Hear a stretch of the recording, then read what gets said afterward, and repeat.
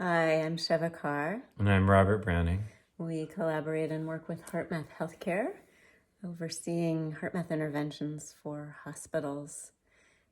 We bring in resilience training for hospital staff based on our 30 years of peer-reviewed evidence-based research, defining resilience as the capacity to prepare for, recover from, and adapt in the face of challenge, adversity, or stress. And we are certainly in the healthcare world right now confronting challenge, adversity, and stress with the COVID-19 pandemic. Today, we want to talk about how resilience is affected in an environment that the U.S. military calls VUCA. And in fact, the U.S. Navy adopted our definition of resilience to apply to VUCA environments. VUCA is a phrase or an acronym that was created in the 1990s by a war college and spells the words volatility, uncertainty, chaos, and ambiguity. That is most certainly the kind of environment we find ourselves in the battle against COVID-19. And so one of the things that happens in an environment where daily the facts are changing, and as in healthcare, we rely a lot on facts for our sense of orientation, certainty, clarity, forward momentum, responsiveness. So when facts are constantly changing, that can throw us into a VUCA environment. And that stress changes over 1,400 things in our physiology that shut down our optimal responsiveness. So the antidote was given by the US military to VUCA as the acronym CALM: Clarity, Assurance, Leadership, and Movement. And one of the perils or industry hazards working in healthcare or sciences is that in reaction to a volatile, uncertain, chaotic, and ambiguous time, is we can hold on to yesterday's facts for our sense of certainty even after they become obsolete. So we need a way to facilitate our inner security and nimbleness and stability in an environment where the facts are continuously changing. So one aspect to this is that there are certain facts in terms of how our body and our physiology and our brain respond to different heart rhythm patterns. And that is something, despite the chaos that goes around us and all the things that we can't perceivably control, there are certain things that we definitely can have more leveraged control in our own inner experience, in our own physiology itself.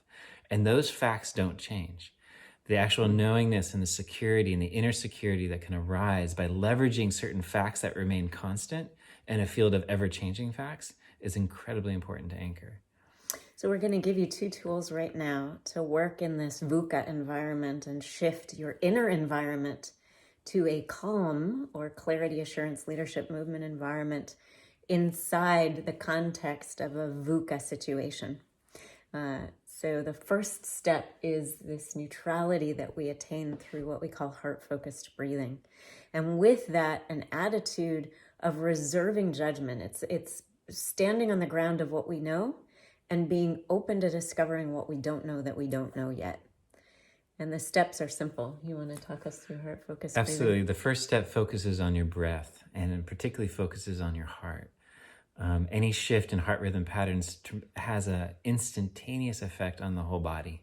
It's the largest drumbeat of the body. So if you can get that drumbeat beating in a way, and a heart rhythm pattern in a way that is more harmonious and more efficient and more effective in its energy expenditure, it helps align the entire body. So the first step, heart-focused breathing, simply shift your attention to the area around the heart and imagine that your breath is flowing in and out of your heart or chest area a little deeper than usual, finding a rhythm that is comfortable for you. About 5 seconds in, 5 seconds out.